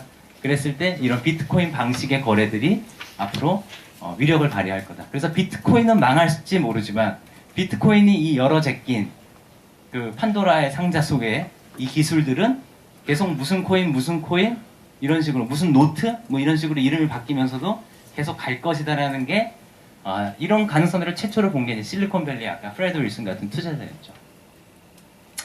근데 모든 게 다 좋기만 할 수는 없지 않습니까? 그쵸? 제가 지난주에 이제 딴지 벙커원에서 이제 그 케인즈주의 경제학자분 뭐 이런 분들하고 이제 토크쇼 같은 비슷한 것들을 했는데 거기서도 나온 게 굉장히 경계하시더라고요. 실제 폴 크루그만 같은 그런 케인지안들이 굉장히 비트코인에 대한 험담을 뭐 뉴욕 타임즈를 통해서 막 쏟아내지 않습니까? 심지어 비트코인은 악이다. 비트코인 is evil 막 이런 칼럼들을 막 쓰고 계신데 이제 그분들이 지니는 생각은 그런 것 같아요. 비트코인이 뛰어난 기술인 건 알겠는데 폴 크루그먼은 뛰어난 기술이라고 인정도 안 하시는 것 같아요, 그 양반은. 어쨌든 제가 만났던 우리나라 경제학자분은 인정은 하시는데, 이게 보편화됐을 경우에 화폐 이 금융에 너무 혼란상이 우려된다. 중앙은행의 기능이 약화될까 두렵다. 그러면 우리가 사는 세상이 만인에 대한 투쟁 상황이 되지 않겠느냐, 뭐 이런 우려들을 하고 계시는데요. 뭐 사실은 그렇게 될 가능성들도 존재하는 게 사실입니다. 또 근데 제가 보기에는 제가 좀 이따 설명을 드리겠지만, 그렇다고 해서 기술의 발전을 억압할 수는 없는 노릇이지 않습니까? 그 기술이 발전해서 생겨나는 문제점들을 어떻게 다룰 것이냐, 이런 것들을 우리가 이제 생각을 해야 되는 거겠죠. 그래서 이제 드는 생각들인데요. 일단은 아까 제가 말씀드린 대로 비트코인의 데이터베이스는 전 세계에 다 퍼져 있습니다. 똑같은 것들이. 어디 소재했는지가 특정할 수가 없어요. 제가 알기로 구글 체크아웃이 지금 한국에 못 들어오는 게 저 금융 데이터베이스를 한국 서버에 둘 수 없기 때문에 한국에서 허가를 안 해주는 걸로 알고 있는데요. 비트코인 같은 경우는 그게 지금 구글의 그거 체크아웃은 미국에라도 서버가 있다고 특정할 수 있죠. 근데 비트코인의 데이터베이스는 어느 나라에 있다고 특정할 수가 없습니다. 그래서 영토 관할권의 문제가 생깁니다. 이거는 뭐 지금 구글 체크아웃을 막고 안 막고 뭐 이런 정도의 문제가 아니고, 무슨 뭐 애플의 지도에 서버가 한국에 있고 없고 이 정도의 문제가 아닌 거죠. 어디도 특정할 수 없는 그런 게 있고요. 개인 차원의 사인 간의 거래에서 보면 비트코인의 소유권에 대한 문제가 생겨날 수가 있습니다. 비트코인의 소유권이 사실은 프라이빗 키를 누가 갖고 있느냐에 따라 달려 있습니다. 프라이빗 키만 갖고 있고 백업을 받아놓고 혹은 자기가 머릿속으로 기억하고 있으면 그 영국 남자처럼 노트북이 사라져도 사실은 복원해낼 수가 있어요. 그럼 사실 비트코인은 클라우드 화폐라고 보시면 돼요. 그렇기 때문에 이 프라이빗 키의 소유권을 누가 갖고 있느냐, 제가 백업을 해놓으려고 2장을 갖다가 페이퍼 월렛으로 프린트아웃 해갖고 제 주소들의 프라이빗 키를 갖고 있었는데 한 장을 집에 놀러온 친구가 가져갑니다. 이랬을 경우에 이 친구가 주인이냐 제가 주인이냐, 이런 문제들이 발생할 수가 있는 거죠. 그래서 이런 것들에 대한 준비는 저는 해야 된다라고 보고, 사실 제가 국세청에도 그래서 이건 한국 정부만이 이 세금에 이제 이거 관련된 이슈, 뭐 돈 세탁에 대한 것들을 어떻게 할 수가 없다. 그래서 지금 국세청은 제일 먼저 할 일이 미국 IRS, 미국 국세청에 빨리 파견을 해갖고 직원을 같이 공동의 어떤 테이블이나 이런 것들을 해야 된다라고 제가 제안을 드렸는데, 뭐 아직 보내셨을 것 같지는 않습니다. 예. 이제 막 파악하는 중이신 것 같고요. 그리고 또 하나가 이제 비트코인이 익명적인데 과연 범죄 우려가 있느냐. 근데 제가 아까 말씀드렸듯이 비트코인이 사실 굉장히 익명성을 제공하고 있죠. 그러니까 주소 단위로 다 데이터베이스가 기록되고, 그런데 이 주소의 소유자가 누군지 알 수가 없으니까요. 자기가 굳이 밝히지 않는 한. 예컨대 지금 사토시 나카모토는 처음에 마이닝을 혼자 다 했지 않습니까? 근데 사토시 나카모토의 주소는 사람들이 다 알고 있어요. 왜냐하면 그 당시에 존재했던 주소가 뻔하니까요. 그래서 사토시 나카모토가 지금 비트코인 전체 발행된 것의 8% 정도를 갖고 있는데, 사람들이 별로 걱정을 안 하는 게 이 사람이 어떻게 한 푼도 안 썼고 앞으로도 쓰는지 안 쓰는지를 다 볼 수가 있습니다. 그 뭔 말인고 하니, 비트코인이 사실은 익명적인 것 같으면서도 투명성을 제공한다는 거예요. 그래서 사실 뭐 발행된 미국의 연준에서 발행한 그 달러 노트라든지 아니면 금괴라든지 이런 것들은 완전한 익명적이죠. 근데 우리가 쓰고 있는 지금 전자지불 수단들은 전부 다 익명성이 범죄자에게도 일반인에게도 하나도 없습니다. 프라이버시가. 근데 비트코인은 잘만 하면 범죄자들은 투명성이 부담스러워서 못 쓰고 일반 사람들은 프라이버시 혜택을 누릴 수 있는 화폐가 될 가능성이 있습니다. 왜냐하면 제가 쓰고 있는 주소들이 그냥 일상적인 그냥 수준의 뭐 한 100만 원 평균 정도의 거래만 이렇게 한다. 이러면은 데이터 마이닝을 통해서 추출이 안 되겠죠. 근데 범죄자들이 저기다 거액의 돈을 태운다. 그럼 막 돈을 쪼개고 나누고 다시 합치고 뭐 이래봤자 다 걸리게 돼 있습니다. FBI 같은 데서 지난 일주일간의 거래에서 수상한 거래 혹은 특정 금액 이상의 거래에 관련 있는 주소만을 쫙 리스팅을 할 수가 있습니다. 그리고 이 주소들을 계속 관찰할 수가 있습니다. 그래서 이 주소들이 거래소 같이 신원 확인을 그 KYC, Know Your Customer 제도를 시행하고 있는 데에 드러났을 때 딱 포착하거나 아니면 자신들의 그 비트코인 네트워크 외부의 정보력으로 이 주소의 주인이 누군지 매칭시켜내면 걸리는 거죠. 그래서 제가 만약에 범죄자라고 상상을 하고 내가 여기다 돈 세탁을 할 거를 아무리 가정을 해봐도 사실 하기가 굉장히 어려워요. 예. 근데 앞으로 또 모를 일입니다. 이게 어떻게 될지는. 근데 일단은 비트코인은 익명적이기만 하는 화폐는 아니다. 그래서 사실 비트코인 지지자들 중에서는 비트코인을 보다 익명적인 화폐로 만들어야 된다라고 주장하거나 그렇게 실제 비트코인의 블록체인을 이용해서 더 익명적인 화폐를 만드는 프로젝트들을 진행하고 있기도 합니다. 그러니까 굉장히 이제 아나키즘에 입각해서 비트코인을 지지하는 사람들이 그런 것들을 많이 하고 있죠. 그래서 그 마크 앤드리슨 얘기를 아까 드렸는데 그 앤드리슨 호로이츠라는 그 벤처 캐피탈이죠, 여기도. 거기에 이제 크리스 딕슨이라는 사람 역시 비트코인에 되게 굉장히 많이 투자했는데 이분 역시 이제 이야기하고 있는 게 비트코인이 인터넷에 어울리는 그런 익명성을 제공하는 유일한, 지금까지 못했는데 그런 화폐다라고 이야기를 합니다. 그래서 또 이제 앤드리슨 호로이츠의 입장은 굉장히 명확한 것 같아요. 비트코인이 저런 편리함을 바탕으로 해서 굉장히 기존 금융 거래, 지불 수단에서 문제점들을 많이 극복해 줄 것이고 또 엄청난 비용을 낮춰줄 것이다. 그래서 우리가 지금 요번에 봤듯이 저 사과하고 계시고 막 지금 은행에 난리가 났는데요. 이런 금융 사고들 있지 않습니까? 개인정보 유출이라든지 신용카드에서 발생하고 있는 이런 문제점들이 비트코인에서는 전혀 나올 수가 없습니다. 왜냐하면 비트코인은 개인의 정보를 아무것도 담고 있지 않아요. 네. 그러니까 누가 털어갈 정보가 없습니다. 제가 아까 비자카드 말씀드렸는데 비자카드 한 회사가 이런 문제, 그 다음에 신용카드를 통한 사기를 방지하기 위해서 비자카드 한 회사만 1년에 들이고 있는 돈이 2천억 원이 넘습니다. 그 비용은 다 누가 낼까요? 다 우리가 비자카드 쓸 때마다 내는 거죠. 그런데 비트코인은 그럴 필요가 없기 때문에 아까 말씀드렸듯이 저비용 고효율을 할 수가 있게 되는 거죠. 그래서 그 마크 앤드리슨도 마찬가지고 크리스 딕슨도 마찬가지고 비트코인이 기존의 금융권들이 차지하고 있던 그런 과다한 수수료, 이런 비효율성을 상당 부분 없애는 수단이 될 것이다 라고 전망을 하고 있습니다. 또 하나의 가능성을 말씀드리면 아까 말씀드렸듯이 은행 금융 인프라가 사실은 우리는 굉장히 익숙하지만 그렇게 널리 보편화된 게 아닙니다. 그래서 단적으로 세계은행이 밝힌 자료에 따르면 은행 계좌 가진 사람은 고작 27억 명에 불과하죠. 70억 인구 중에. 근데 휴대폰은 뭐 누적도 있겠지만 68억 명, 보급률이 거의 이제 100%에 가까워졌죠. 그래서 아프리카에서는 이미 휴대폰, 피처폰이라도 휴대폰을 이용해서 비트코인을 쓸 수 있는 그런 서비스들이 등장하고 있고요. 사실 저희 회사에 같이 저랑 유영석 대표랑 창업을 하고 나서 세 번째 멤버로 들어온 친구가 독일인 개발자였어요. 근데 이 친구가 독일이 아시다시피 8월 달에 합법화 발표했잖아요. 그리고 독일이 가장 비트코인 비즈니스하기 좋은 나라가 되자 독일로 돌아갔습니다. 그래서 이 친구가 몇 달 만에 만든 서비스가 37 코인스라고 해서 이런 저개발 국가들을 위한 비트코인 서비스입니다.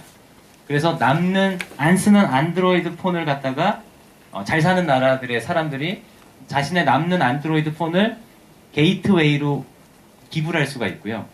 그러면은 스마트폰을 가지지 못한 저개발 국가의 사람들이 피처폰만으로도 비트코인 거래를 할 수가 있는 시스템을 만든 거예요. 그런 다양한 시도들이 비트코인을 통해서 가능해지고 있고, 사실은 비트코인이 많은 오해와 그 다음에 많은 우려를 낳고 있지만 그런 친구들이 더 공익적인 인터페이스와 애플리케이션을 많이 만들면 만들수록 저는 비트코인이 더 많은 신뢰를 얻을 거라고 생각을 합니다. 또 그런 거 외에 또 이렇게도 볼 수 있을 것 같아요. 그러니까 돈의 성격을 좀 바꿀 수도 있지 않을까. 아까 이제 제가 사실 비트코인이 이렇게 뜨게 된 것들은 아까 키프러스 사태라든지 2008년 금융위기라든지 이런 기존 금융 시스템에 대한 불신에 기반을 하고 있는데요. 이 불신을 낳을 수밖에 없었던 게 사실은 이게 뭐 연극 자료긴 합니다만 우리가 쓰고 있는 돈의 사실은 97%, 3%만이 중앙은행에서 발행을 한 거고 97%는 사실 그냥 금융기관들이 사실 신용화폐로 발행을 한 거죠. 신용화폐로 발행됐다는 말은 뭐냐 하면 부분 지급 준비 제도를 바탕으로 해서 화폐가 마구 남발이 되면서 그 화폐가 발행되는 과 동시에 누군가의 빚이 늘어나게 됐다는 겁니다. 그게 과도해진 거죠, 너무. 그래서 그것이 시스템이 못 견뎌낼 정도로 커지고 그래서 무너진 게 바로 금융위기라는 거였고 사실 지금의 화폐제도의 가장 큰 문제점은 돈이 생겨날 때마다 누군가는 채무관계 족쇄에 묶인다는 겁니다. 물론 그것이 이제 경제를 성장시키고 어떤 자금을 공급해가지고 더 경제를 성장시키는 측면도 있지만 여러분 보셨다시피 우리나라도 개인 채무가 100조 시대를 돌파했지 않습니까? 이제 개인 수준에까지 그런 산업을 발전시키는 것을 넘어서서 과도하게 신용화폐가 남발되고 있다. 뭐 이런 것들. 그 다음에 미국 연준이 탄생한 지 100년이 됐는데 그 100년 동안 화폐 구매력이 95%가 감소해 온 것들. 그러면서 이제 사실은 개인들이 굉장히 불리해진 거죠. 인플레이션이 유발되면서 경제는 성장하고 이제 거대 금융 이제 자본들의 집정력은 이제 생겨났지만 개인들은 사실 구매력이 끊임없이 하락해 왔기 때문에 그걸 메꾸기 위해서 계속 축적을 해야 되고 그 축적 과정에서 어쩔 수 없이 금융기관들을 또 이용을 해야 되고 이제 그런 메커니즘이 우리 삶의 양상을 사실 많이 바꿔온 거죠. 근데 비트코인이 이걸 다 바꿀 수는 없겠지만 적어도 저 메커니즘 안에 나는 저기 안에 포함되기 싫다.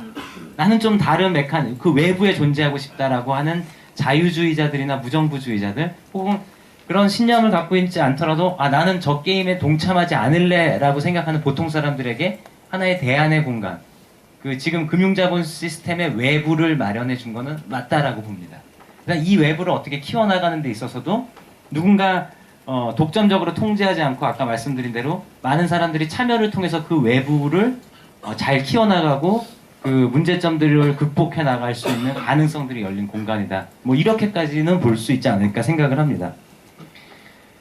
그래서 지금 며칠 전에 나온 보도인데요. 그 영국의 옥스팜이라는 그 단체가 이제 그 다보스에서 열리는 그 세계 경제 포럼에서 이제 항의를 하면서 바꿔야 된다라고 한 내용인데 70억 인구 중에 1%가 전 세계 부의 46%를 갖고 있다. 뭐 이런 거죠. 아까 이제 크리스 딕슨 같은 사람이 얘기하고 있는 게 기존의 금융 회사들이 이미 장악하고 있는 기존 금융 시스템에서는 뭔가를 할 수가 없습니다. 그래서 금융이 발전해오지 못했는데 사실은 지금 1%가 46%를 갖고 있는 이 벌써 뭐 기울어진 축구장도 아니고 거의 수직이 되다시피 한 축구장에서는 축구 경기를 할 수가 없는 거죠. 그래서 새로운 축구 경기장을 만들려는 사람들에게 비트코인은 하나의 대안이 되고 있는 거죠. 저는 그렇게 이해를 하고 있고요. 그래서 사람들이 그런 가능성들을 보는 사람들이 바로 이제 비트코인을 믿는 사람들이 되어가고 있고 그들이 늘어나면서 사실 이 네트워크가 그들 참여자 수의 제곱에 비례해서 성장해 온 게 지금까지 비트코인의 역사가 걸어온 길이 아니었나라고 생각을 하고 있고요. 또 하나 이제 비트코인이 굉장히 가능성을 가진 것들이 오픈 소스이기 때문에 지금 뭐 이게 투기 수단이다 뭐다 막 우려도 굉장히 많지만 투기 수단이지 않은 화폐도 이 비트코인을 기반으로 만들어낼 수 있습니다. 그래서 대표적으로 실비오 게젤이라는 경제학자가 1차 세계대전 이후에 오스트리아에서 실험했던 그 프라이코인, 자유화폐라는 늙어가는 돈을 안 쓰면 돈에서 감가상각이 일어납니다. 그래서 쓰게 만들고 그래서 지역 경제가 되살아나서 오스트리아 베르글이라는 도시가 굉장히 성공을 거뒀는데 정부가 가만 놔둬두지 않았죠. 그래서 실패한 실험이 있는데 미국 아큐파이 월스트리트 운동을 했던 사람들이 비트코인의 오픈소스를 가져다가 프라이코인이라는 새로운 가상화폐를 만들었습니다. 물론 근데 저기서는 저 화폐는 성공하지 못했어요. 왜 성공하지 못했냐면 저런 실험에 동참할 만큼 진보 진영에서 준비가 안 돼 있었기 때문이죠. 그래서 첫 번째 실험은 끝났지만 비트코인이 지금 만들어 놓은 오픈소스를 기반으로 해서 다양한 가상화폐들이 생겨나고 있지 않습니까? 그러면은 보다 평등한 세상, 뭐 보다 좀 인간적인 세상을 만드는 사람들만 사용하는 화폐가 나올 수도 있는 거예요. 그 다음에 심지어는 비트코인의 블록체인을 기반으로 한다거나 비트코인을 옛날에 금처럼 금본위 될 때 금을 보관하고 있는 금을 담보로 해갖고 화폐를 발행했던 것처럼 비트코인 본위제를 하는 지역화폐 같은 것들이 나올 수가 있습니다. 그래서 그런 지역화폐들은 지금 지역화폐가 많이 위축이 된 게 관리 같은 것들이 굉장히 어렵고 그 다음에 뭐 여러 가지 그런 이유들이 있어서인데 비트코인의 그런 것들을 다 이용해서 저비용으로 그걸 지역화폐를 운영하면서 심지어는 그것이 전 세계와 통할 수도 있게 되는 뭐 그런 효과들을 이제 누릴 수가 있게 된 거죠. 예, 제가 준비해온 얘기는 여기까지 마치고요. 예, 이제 궁금하신 점들 좀 들어보도록 하겠습니다. 예, 비잔틴 장군의 딜레마. 예, 예. 그거를 조금만 설명을 좀 해주시면 비트코인에 대한 이해가 좀 높아질 것 같거든요. 그러니까 제목만 말씀하시고 오늘 그거를 좀 설명을 안 해주셔서 네네네. 저는 그게 굉장히 인상적이었거든요. 그러니까 뭐 예화죠, 예화. 그래서 그 비잔틴 어떤 그 성을 함락하려고 비잔틴 제국의 장군들이 이제 모였는데 이 성이 너무 경비태세가 훌륭해서 이 동원된 장군들의 절반 이상의 병력이 한날 한시에 동시에 공격을 해야지만 이 성을 함락시킬 수가 있는데요. 굉장히 산악지역에 이 요새가 있는 겁니다. 그래서 이 장군들의 부대끼리의 교신이 할 수가 없어요. 교신이 굉장히 그러니까 전일적인 교신이 불가능해요. 그래서 그 연락병들을 통해 가지고 그 날짜를 정해야 되는데 두 가지 문제점 정도가 있죠. 그 동시에 장군이 한 10명 정도 있는데 저한테는 한 3장군의 그 공격 소식이 그 전갈이 온 거예요. 그럼 이거를 저는 3개를 받았잖아요. 근데 다른 장군들이 이 3가지 중에 어떤 거를 공격 시간으로 정했는지는 알려면 또 제가 연락병을 보내야 되는 거예요. 그 다음에 뭐 이런 거라면 복잡하게 해서 또 할 수도 있는데 더 심각한 문제점들은 그 장군 가운데 배신자가 있을 경우에 일부러 잘못된 공격 시간을 알리고 두 그룹에게 그래서 3그룹으로 쪼개서 잘못된 걸 알리고 그래서 50% 이상이 못 모이게 만드는 거죠, 일부러. 그래서 이 배신자를 어떻게 가려내느냐. 배신자가 없다고 했을 때도 이 어떻게 공격 시간을 갖다가 서로 이런 제한된 연결 커뮤니케이션 채널만 가진 상황에서 어떻게 하느냐 이런 것들이 문제가 돼서 결국은 이 비잔틴 장군들이 이 성을 공격을 성공을 못하게 될 거라는 얘기입니다. 이 딜레마를 가진다는 거죠. 그럼 비트코인도 마찬가지인데 그러니까 그런 분산 네트워크가 다 마찬가지라는 거죠. 그래서 한날 한시에 50% 이상이 동시에 공격을 하는 정도 수준의 어떤 이런 거래들은 못하게 되는 거죠. 근데 이제 아까 얘기했듯이 작업 증명이라는 거를 통해서 사실은 그런 아까 블록체인을 만드는 과정들 있지 않습니까? 그런 과정들을 통해서 사람들이 하게 되면은 이제 이 장군들이 그 블록체인을 만드는 겁니다, 실제. 그럼 10분에 한 명씩 뭐 누구는 나 언제 공격하자, 그 다음에 누구는 언제 공격하자 이런 식으로 만들다 보면은 한 2시간 정도가 지나서 12개의 체인이 생겼을 때는 누가 여기에 참여자인지 이 작업에 참여하고 있는지 그 다음에 사람들의 의견이 이 체인을 통해서 일관되게 이렇게 어떻게 반영되고 있는지를 알 수가 있게 된다라는 거죠. 그 다음에 이걸 누가 조작하기도 이제 힘들어지는 거고요.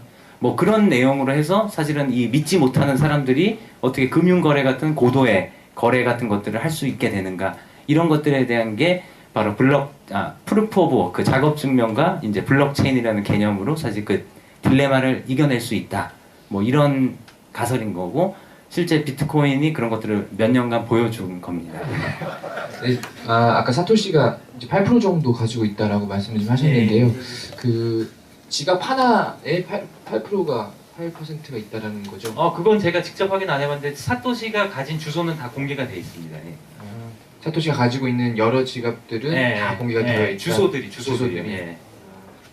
아니 그러면 만약에 지금은 결제가 없었지만 사토시가 나중에 결제를 한다면 그것을 확인해서 사토시가 누군지 확인할 수도 있는 건가요? 예, 그렇죠. 그 다음에 사토시가 썼는지 안 썼는지도 다 알 수가 있고요. 그래서 이스라엘 학자들이 연구 얼마 전에 했는데 그게 잘못된 연구였던 게 사토시가 그 실크로드에 돈을 줬다.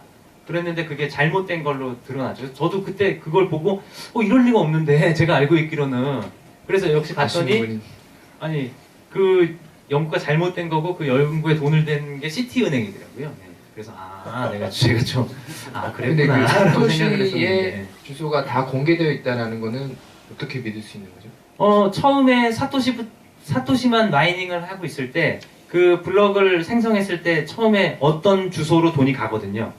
그럼 이거는 사토시 주소잖아요. 네. 이런 식으로 전부 거의 대부분 추론을 할 수가 있습니다. 네.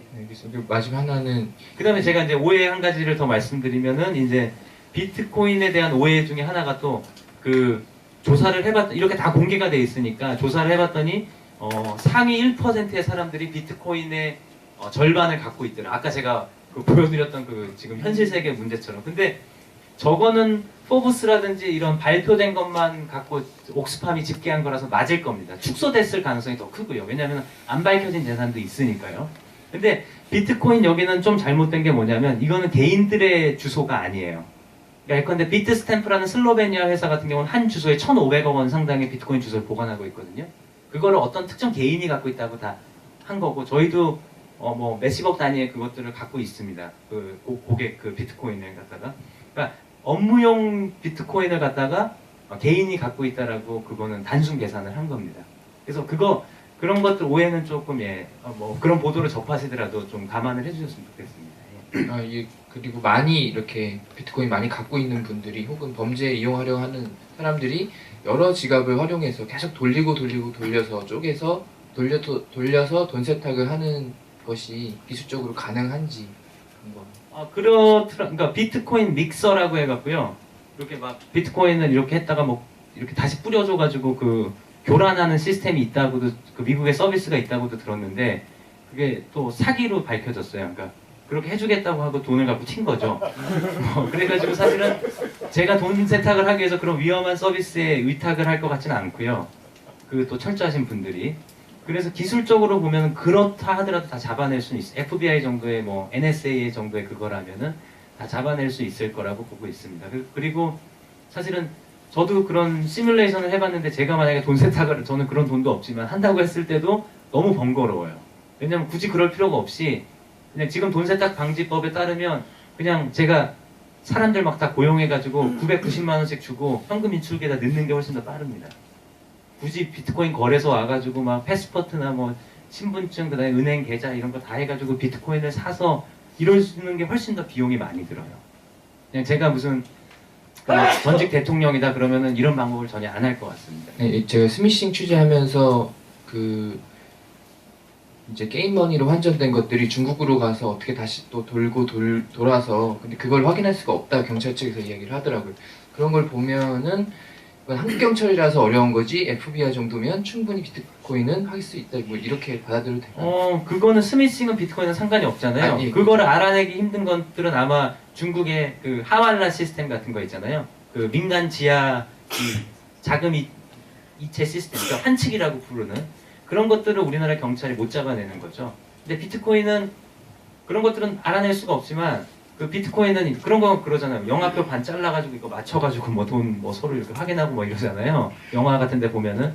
근데 비트코인은 그냥 다 공개가 되니까 사실은 뭐 기술력만 있으면 그래서 사실 정부 기관 중에 저희를 제일 먼저 찾아오셨던 분들이 어디냐면 사이버 범죄 대응센터였어요.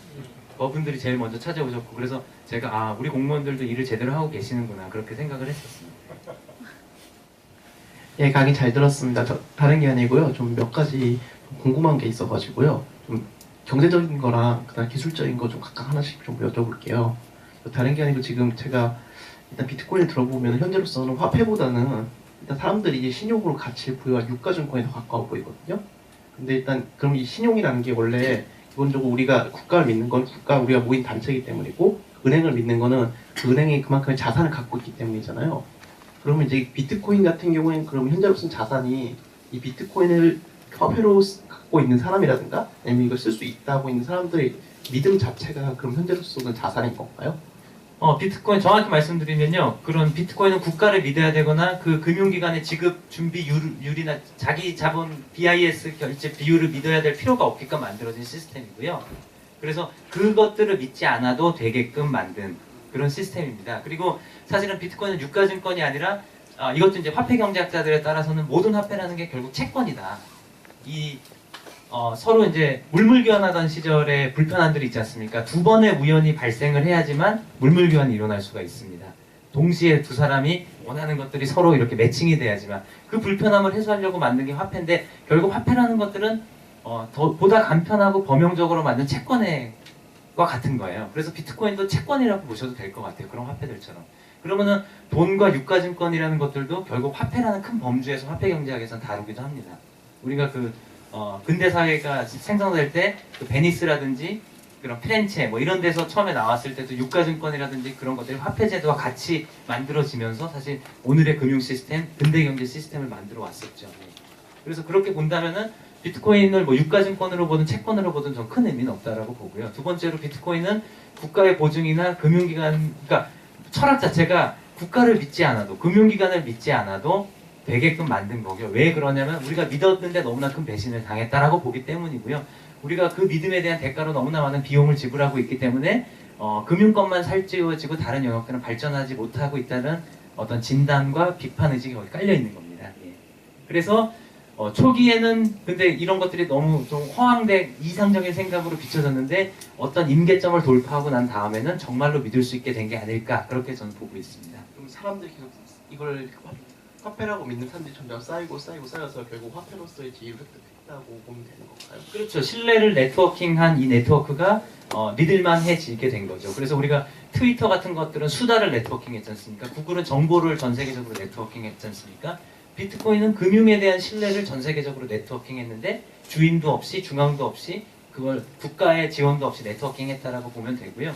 그래서 이런 분권적인 시스템이야말로 리스크에 더 강한 게 아닐까라는 의견도 설득력을 얻고 있는 거죠. 왜냐하면 키프러스 사태에서 보듯이 그런 시스템의 경우 국가가 망했을 경우 혹은 그 회사가 망했을 경우에 다 책임이 이제 그러니까 리스크가 전부 다 우리한테 전가가 되는데 이 사용자들한테 이 누가 망해도 상관없는 이런 시스템에서는 전가될 책임이 줄어들게 되는 거죠. 처음부터. 그런 것들을 좋아하는 사람들이 이걸 키워왔다고 보시면 될 것 같습니다. 그러면 기술적인 것 좀 여쭤볼게요. 지금 사실 이 시스템이 자체가 기본적으로는 기초적인 클라우드에 기초하고 있잖아요. 그러니까 중앙 서버 없는 기본적으로 그리드의 시스템에 가까운데 지금 중앙적인 걸 만들기 위해서 지금 마이닝이라는 걸 미끼로해서 던져서 지금 시스템을 구축하고 있잖아요.